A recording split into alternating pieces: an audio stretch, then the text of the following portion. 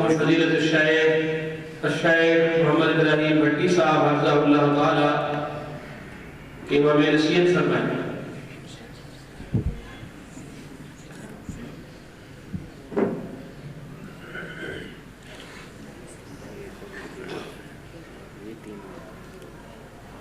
ان الحمد للہ نحمده ونستعینه ونستغفره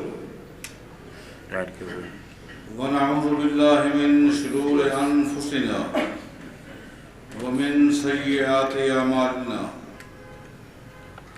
من يهده الله فلا مضل له ومن يضلل فلا هادي له اشهد ان لا اله الا الله وحده لا شريك له واشهد ان محمدا عبده ورسوله اما بعد فإن خير الحديث كتاب الله وخير الهدي هدي محمد صلى الله عليه وسلم وشر الأمور محدثاتها وكل محدثة بدعة وكل بدعة ضلالة وكل ضلالة في النار أعوذ بالله من الشيطان الرجيم بسم الله الرحمن الرحيم يا أيها الناس قد جاءتكم موعظة من ربكم وشفاء لما في الصدور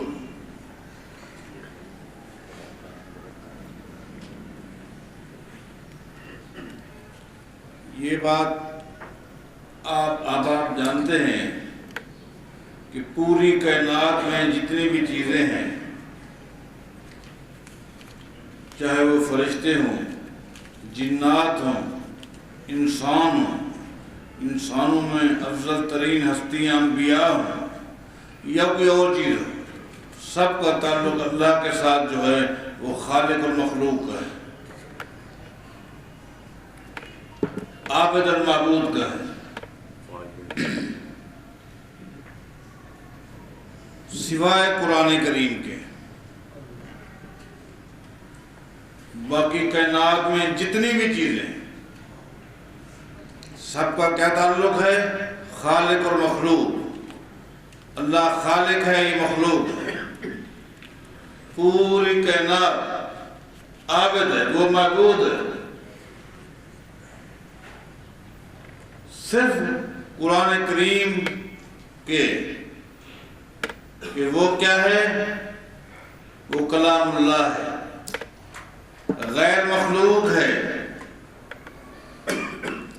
اس لحاظ سے سب سے گہرا تعلق، سب سے قریب کا رشتہ اللہ کے ساتھ کس کا ہے؟ قرآن کریم کا ہے۔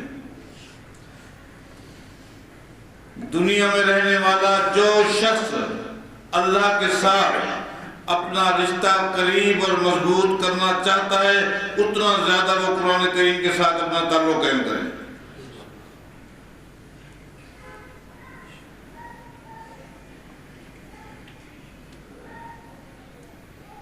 یہ دنیا آزمائش اور امتحان کی جگہ ہے۔ یہ دنیا فتنوں کا مرکز ہے، فتنے ہی فتنے ہیں۔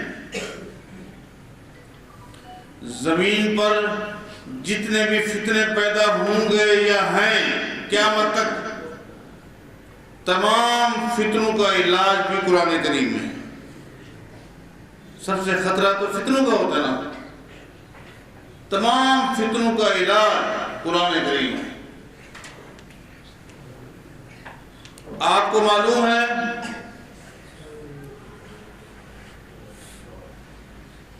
اس زمین پر جتنے فتنے پیدا ہوئے یا ہیں یا قیامت تک جتنے فتنے پیدا ہوں گے، آئیں گے، ان تمام میں سب سے بڑا فتنہ کیا ہے پتہ ہے آپ کو؟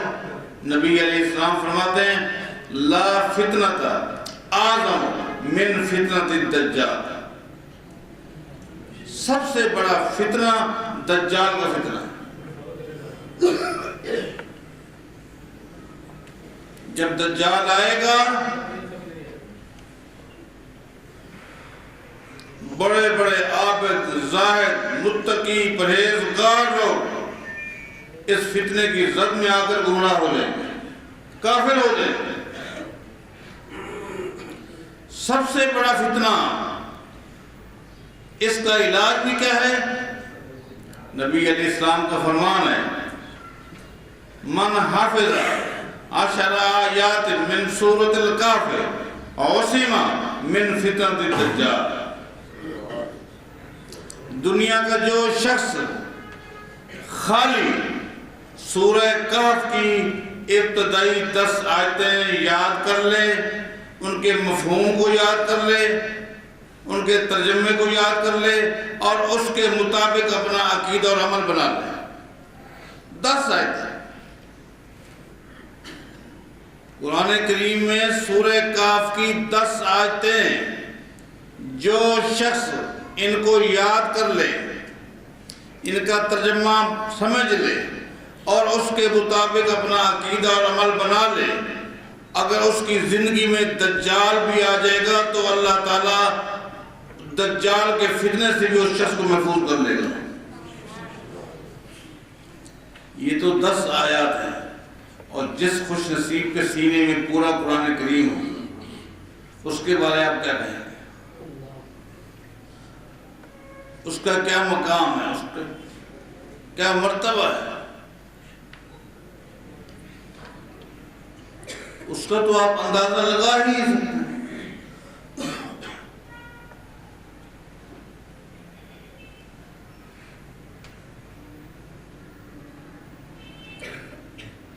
آپ کو معلوم ہے کہ جس وقت احد کے میدان میں بہت ساری تعداد میں صحابہ کرام شہید ہو گئے،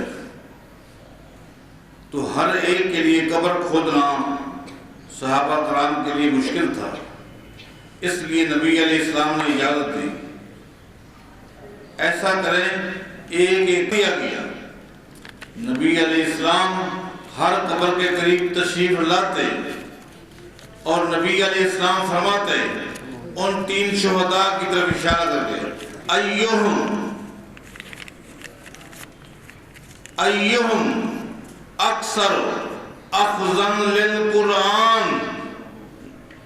یہ 3 شہداء ہیں، تینوں شہداء ہیں، مقام ہے، تینوں صحابہ ہیں، مقام ہے، صحابہ تینوں ہیں، تینوں اللہ کے راستے میں شہید ہوئے ہیں، لیکن نبی علیہ السلام یہ نہیں پوچھتے تھے ان تینوں میں قریشی کون سا ہے، ہاشمی کون سا ہے، مکی کون سا ہے، مدنی کون سا ہے، مہاجر کون سا ہے، انصاری کون سا ہے۔ کیا فرماتا ہے؟ ایہم اکثر اخذن للقرآن۔ ان 3 شہداء میں قرآن کریم زیادہ کس کو آتا تھا؟ یہ ہے قرآن کریم کی شان، یہ ہے مقام۔ صحابہ کرام جس کی طرف اشارہ فرماتے، نبی علیہ السلام فرماتے پہلے اس کو دفن کرو۔ یہ ایک شان ہے، یہ ایک مقام ہے۔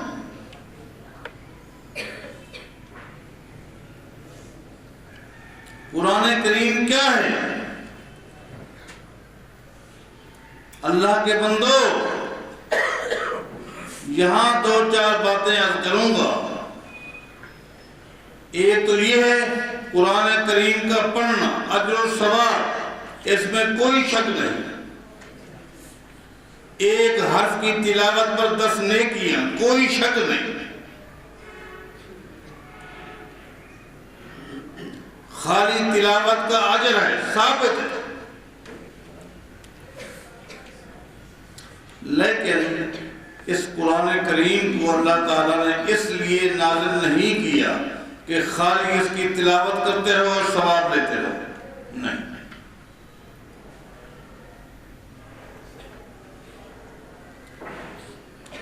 اس کو اللہ نے اس لیے نازل کیا ہے تاکہ تم اس کو پڑھو، اس کو سمجھو اور اس کے مطابق زندگی گزارو۔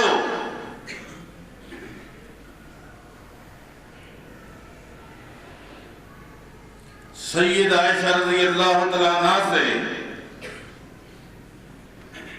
نبی علیہ السلام کی اخلاق کے متعلق پوچھا۔ کس کے متعلق؟ اخلاق کے متعلق۔ کہ نبی علیہ السلام کے اخلاق کیسے تھے. نبی علیہ السلام کے اخلاق کے متعلق پوچھا. اخلاق کے متعلق سید عائشہ رضی اللہ تعالیٰ عنہ نے کیا جواب دیا؟ اما قرأت القرآن، اے سائل کیا تو نے قرآن کریم نہیں پڑھا؟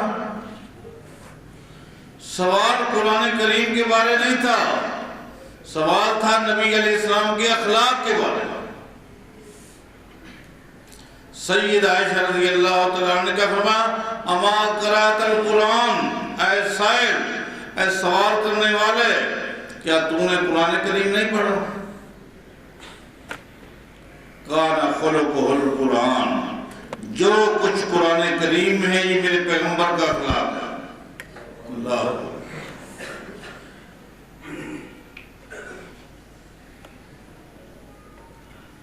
اب آپ بتائیں. اور اخلاق ایک جامع اور مانع لفظ ہے، اس میں دین کے مختلف پہلو ابواب شامل ہیں. تو اس کا مطلب یہ ہوا قرآن کریم کو خالی پڑھنا نہیں بلکہ اس کو سمجھنا بھی ہے اور عمل بھی کرنا ہے. صحیح بخاری کی حدیث ہے، ایک دن ایک عورت سیدنا عبداللہ بن مسعود کی بات آئی تھی رضی اللہ عنہ،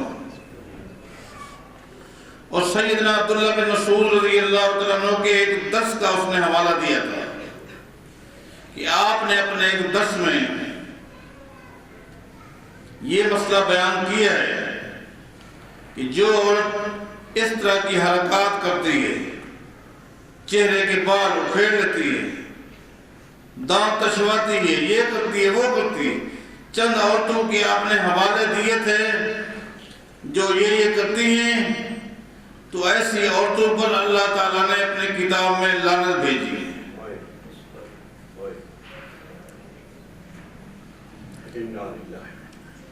مسئلہ کس نے آ کر پوچھا؟ عورت نے.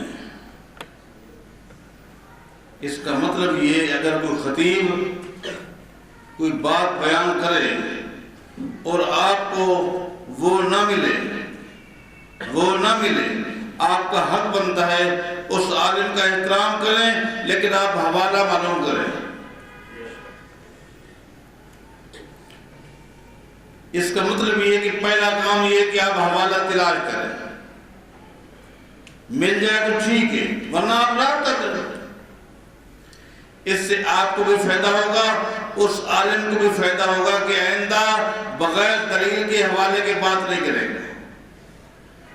آپ اپنے بھی خیر خواہ بن جائیں، اپنے امام اور عالم کے بھی خیر خواہ بن جائیں. اس عورت نے کہا کہ یہ مسئلہ آپ نے بیان کیا تھا. سید عبداللہ بن مسعود نے کہا جی ہاں بالکل میں نے بیان کیا تھا. اس عورت نے کہا لقد قرأت ما بین الدفتین، آپ کا درس سننے کے بعد میں گھر گئی تھی، میں نے تو پورے قرآن کریم کو پڑھا ہے، مجھے تو وہ آیت نہیں ملی جس آیت میں اللہ تعالیٰ نے ان عورتوں پہ لعنت بھیجی ہو، مجھے تو نہیں ملی. عورت گئی اور گھر میں جا کر قرآن کریم کھولا پڑھا. اچھا اگر جس طرح ہم قرآن کریم پڑھتے ہیں یا حفظ کرتے ہیں ایک حافظ ہی ہے، اس طرح اگر ہم ساری زندگی پڑھتے رہیں تو کوئی آیت ہمیں مل جائے گی، کوئی مسئلہ ہمیں مل جائے گا؟ نہیں ملے گا.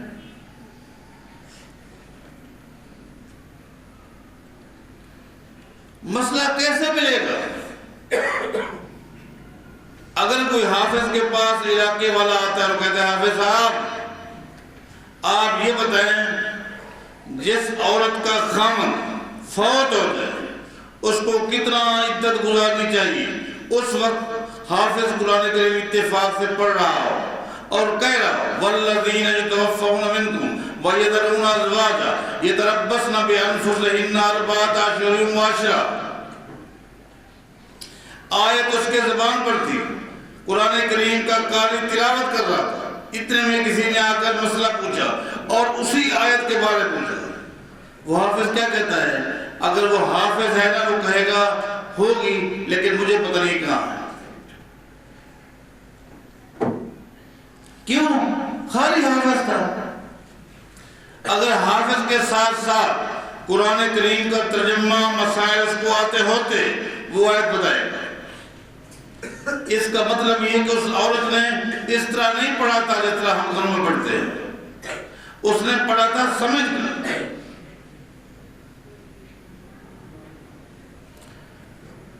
ایک عالم کی جو فضیلت ہے عابد کے اوپر یہ کیوں ہے؟ حالانکہ عالم بھی قرآن پڑھتا ہے، عابد بھی قرآن پڑھتا ہے، عالم بھی نماز پڑھتا ہے، عابد بھی نماز پڑھتا ہے. ان میں فرق کیا ہے؟ فرق یہ عابد نماز پڑھتا ہے، عالم سمجھ کے نماز پڑھتا ہے. عابد قرآن کریم پڑھتا ہے، عالم سمجھ کے پڑھتا ہے. فرق ہے، مقام بہت زیادہ ہے. اس عورت نے کہا میں تو پڑھ کے آئی ہوں، الحمد کے الف سے لے کر والناس کی سین تک میں تو قرآن پڑھ کے آئی ہوں، مجھے تو آیت نہیں ملی. اس کا مطلب یہ اس نے پڑھا تھا ترجمے کے ساتھ. جب نہیں ملی تو وہ گھر نہیں بیٹھی کہ چلو ہو گئی میرے ذہن میں نہیں ہے، نہیں وہ آ گئی تھی. سیدنا عبداللہ بن مسعود رضی اللہ عنہ فرماتے ہیں ان قراتی لوجدتی، اگر تم نے قرآن کریم کو پڑھا ہوتا تو وہ آیت تمہیں مل جاتی. اگر تم نے قرآن کریم کو پڑھا ہوتا تو وہ آیت تمہیں مل جاتی. اس نے تو پڑھا تھا، نہیں ملی. اگر ہم خالی اس طرح پڑھیں گے حافظ بن کر قاری بن کر وہ آیت ملے گی؟ نہیں ملے گی. یہ میں نصیحت کر رہا ہوں تمام بھائیوں کو، تمام طلباء کو، بالخصوص جنہوں نے قرآن کریم حفظ کیا ہے. اب آپ نے اس پر اکتفا نہیں کرنا. یہ آپ کا پہلا اسٹیپ تھا، پہلا قدم تھا. آپ نے یہاں رکنا نہیں، آپ نے اس کتاب کا عالم بننا ہے انشاءاللہ. تاکہ اس کتاب کے ذریعے، قرآن کریم کے ذریعے آپ لوگوں کو دین کی دعوت دے سکیں. خالی حفظ سے آپ قرآن کریم کا پیغام لوگوں تک نہیں پہنچا سکتے جب تک کہ آپ اس کا ترجمہ نوٹ نہیں کریں گے، جب تک اس کی تشریح کو آپ ذہن نشین نہیں کریں گے. اور قرآن کریم کی تشریح کیا ہے؟ نبی علیہ السلام کی سیرت ہے، احادیث مبارکہ. اس نے کہا میں تو بہت پڑھ کے آئی ہوں، مجھے یہ آیت نہیں ملی. تو عبداللہ بن مسعود رضی اللہ تعالیٰ عنہ نے فرمایا تھا جب تو قرآن کریم کی آیت پر قرآن کریم پڑھ رہی تھی یہ آیت تیرے سامنے آئی تھی ما آتاکم الرسول فخذوہ وما نہاکم عنہ فانتہوا، جو کچھ میرا پیغمبر دے دے لے لو، جس چیز سے منع کرے رک جاؤ. ہاں یہ تو پڑھی تھی. تو جب نبی علیہ السلام کے فرمان کے بارے، آپ کی سیرت کے بارے اللہ تعالیٰ نے یہ گارنٹی دی تھی جو کچھ میرا پیغمبر دے، جو کچھ دے لے لو، جس سے منع کرے رک جاؤ. جب پیغمبر نے ان عورتوں پہ لعنت بھیجی ہے تو گویا کہ یہ لعنت اللہ کی طرف سے ہے. اس نے کہا پاس میں آ گیا. تو قرآن کریم ایک مقدس کتاب ہے، عظیم کتاب ہے. میں نے شروع میں کہا پوری کائنات کا تعلق اللہ کے ساتھ کیا ہے؟ وہ معبود ہے. پوری کائنات عابد ہے، وہ خالق ہے. پوری کائنات مخلوق ہے سوائے قرآن کریم کے. اس کا تعلق اللہ کے ساتھ یہ ہے کہ یہ کلام اللہ ہے. سبحان اللہ، یہ کلام اللہ ہے، یہ غیر مخلوق ہے. اس لیے اللہ کے ساتھ تعلق قائم کرنے کے لیے اور یہ جاننے کے لیے کہ اللہ نے کن چیزوں کو حلال کیے، کن کو حرام کیے، کون سے کام جائز ہے، کون سے ناجائز ہے، شرک کیا ہے، توحید کیا ہے، ان تمام چیزوں کو جاننے کے لیے ضروری ہے کہ قرآن کریم کے ساتھ اپنے تعلق کو مضبوط کرو، اس کو پڑھو، سمجھو۔ نبی علیہ السلام نے ایک صحابی سے فرمایا تھا، یا ابا ذر، یا ابا ذر، اے ابو ذر، اگر تو صبح کو جا کر، صبح کو اٹھ کر خالی ایک آیت کے مفہوم کو سمجھ لے، ایک آیت کے مفہوم کو نوٹ کر لے،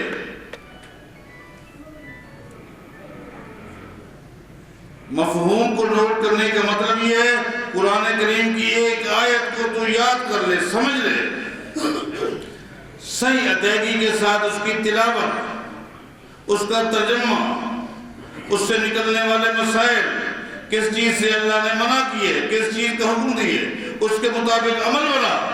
خیر لک من ان تصلی 100 رکعت، پوری رات کی عبادت سے ہی بہتر ہے، پوری رات کی عبادت سے ایک آیت کو سمجھ لینا اس طریقے سے ہی بہتر ہے۔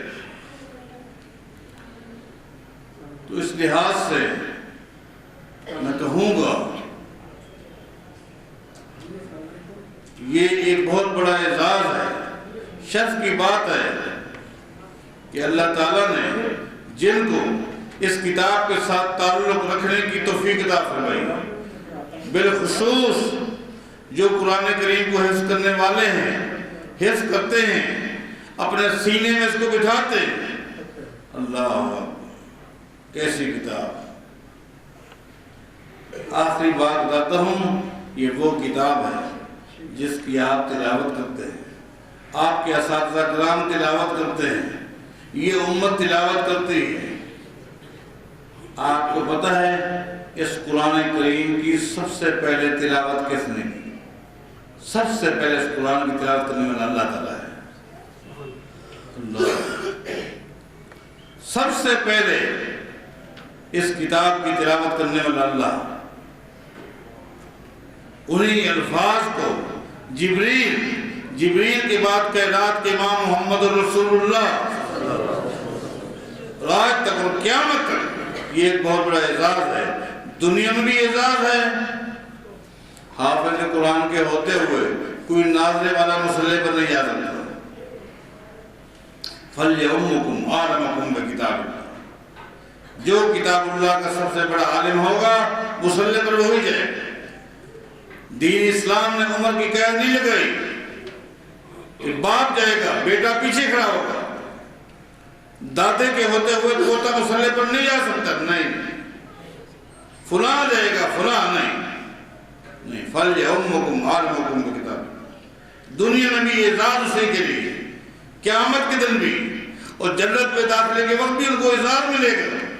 وہ قرآن کریم کی تلاوت کرتے جائیں گے اور جنت میں اپنا مقام اور درجات اوپر بلند ہوتے جائیں گے انشاءاللہ۔ اس لیے میں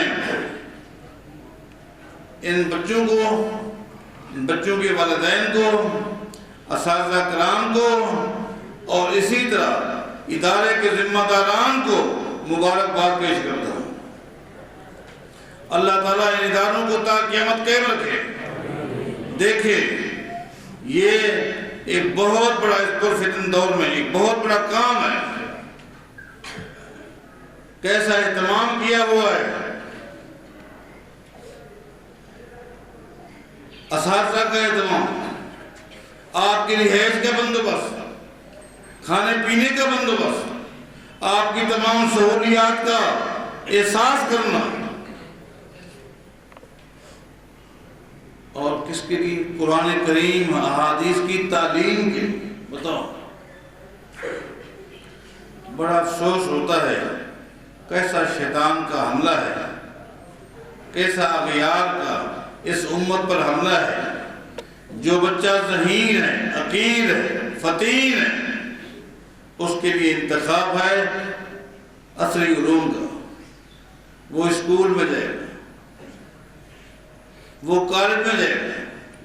جو ڈل ہے، ذہنی توازن کے لحاظ سے کمزور ہے، غریب گھروں کے بچے ہیں، اسکولوں میں اور کالج میں نہیں جا سکتے، ان کو بھیجو مدارس کے اندر۔ ذرا انصاف کرو کہ سب سے مقدس کتاب قرآن کریم، اس امت کو غور کرنا چاہیے۔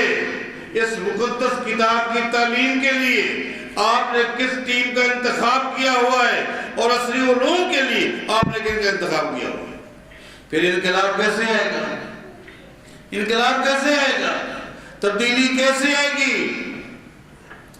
جب یہ کتاب عظیم ہے، عظیم دماغ والے لوگوں کو چاہیے اس کے ساتھ اپنے تعلق کو قائم کریں۔ بہرحال اب میری معلومات کے مطابق الحمدللہ رجحان ہو گیا ہے، تبدیلی آ گئی ہے۔ اب لوگ اپنے بچوں کو ان مدارس کی طرف بھیج رہے ہیں، اچھے اچھے بڑے بڑے گھروں کے اندر۔ اب یہ تبدیلی آ گئی ہے اور یہ تبدیلی بہتری ہے۔ اللہ تعالیٰ آسانیاں فرمائے، اللہ تعالیٰ برکت دے۔ جزاک اللہ فی الدارین خیرا۔ اقول قولی ھذا والحمد للہ رب العالمین۔